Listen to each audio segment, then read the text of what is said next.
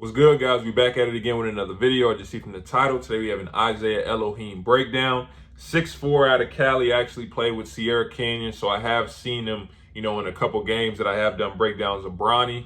This is the last player in the class of 2024 that's in that top 4 that I haven't seen. Because if you go to ESPN 24/7, regardless of the website, regardless of the order, you're going to see Nasir Cunningham, Isaiah Elohim, Trey Johnson, and Ian Jackson. Regardless of the order, you're seeing those 4 players. We've done breakdowns on 3 of the 4. Isaiah is the last one, obviously. Like I said, I've seen a couple clips of him here and there. I've seen you guys comment his name down. When I used to watch Bronny's games, do breakdowns on Bronny's games, I used to watch him like, who is this? Like, he's hooping. Like, who is this?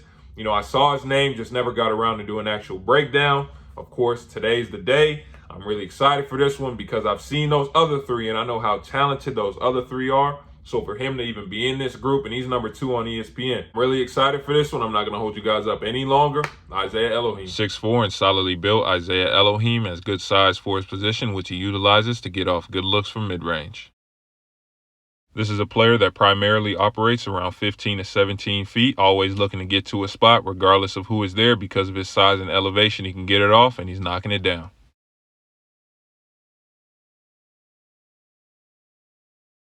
Isaiah is also effective in transition as well as finishing in the paint because of his understanding of pace and when to elevate and finish. Whether it be in the half court or in transition, Isaiah is always looking to get to a pull-up. As you can see here, half court, knockdown, or in transition, he's always on balance so he can raise up whenever he wants on the stop of a dime. His craftiness also allows him to finish in traffic situations. Isaiah shows that he can finish with either hand around the rim and also shows an ability to hang in the air for creative finishes. He's even able to finish around 3 defenders in traffic here. Isaiah Elohim has a developed mid-range game that you rarely see this early. It doesn't matter who's there, he can get to a spot and knock it down regardless.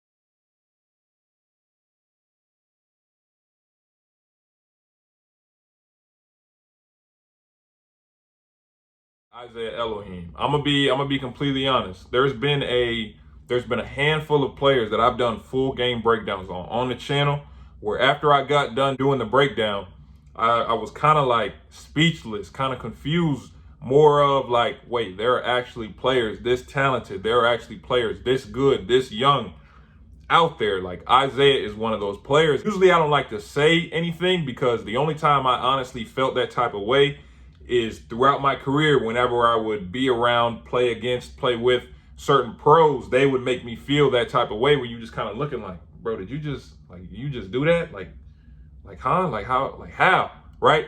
Let's talk about it. Keep in mind when I'm saying this, in no way am I saying Isaiah Elohim is a pro today, because a lot of people don't realize you can have pro level skill and not make it to the league. Like, the best players do not always make it to the league because it takes more than just being good at basketball. You got to have relationships.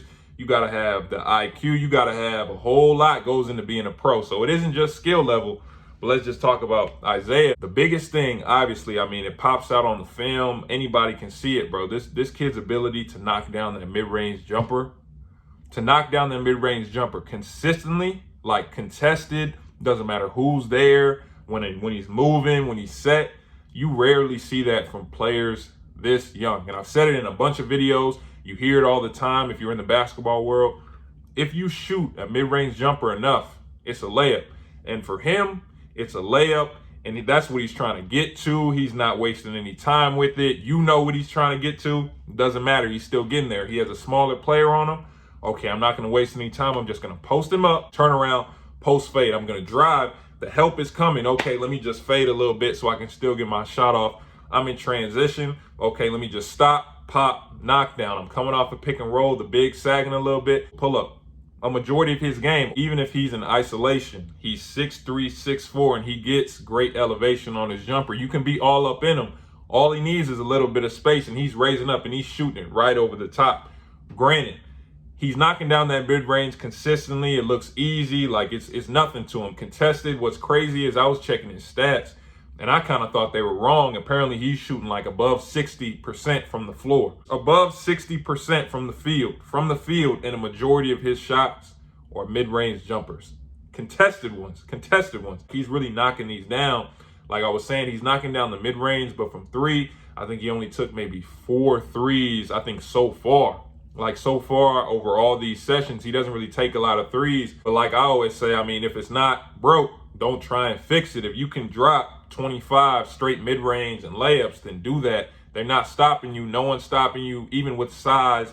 Somebody 6'10", trying to close out on him. 6'8", doesn't matter. Like I said, because of his elevation, he's getting it off. When he's in mid-range, automatic, the three, it's obviously something he's going to have to continue to work on. But again, if they're not stopping the mids, why would I stop? He also shows that he can finish in traffic. He can finish in the paint, around size, right hand, left hand. You saw he drives, can float in the air. He does that often, can finish with either hand because he floats in the air for so long.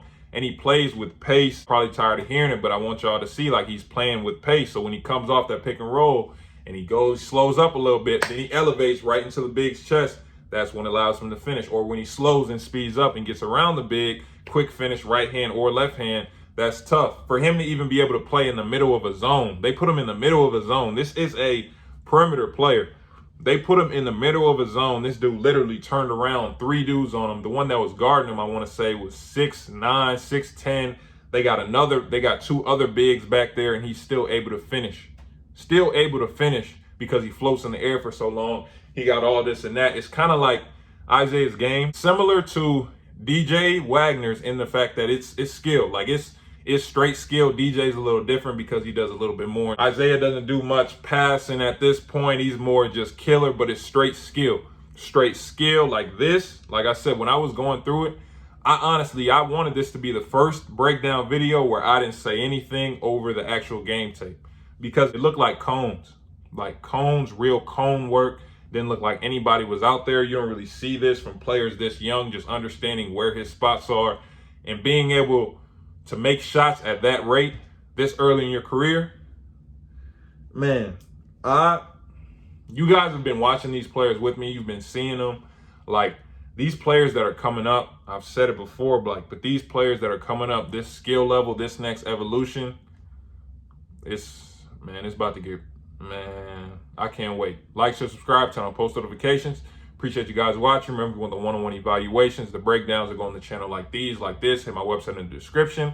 Like I always say, I appreciate you guys. I'll see you guys next time in the next video.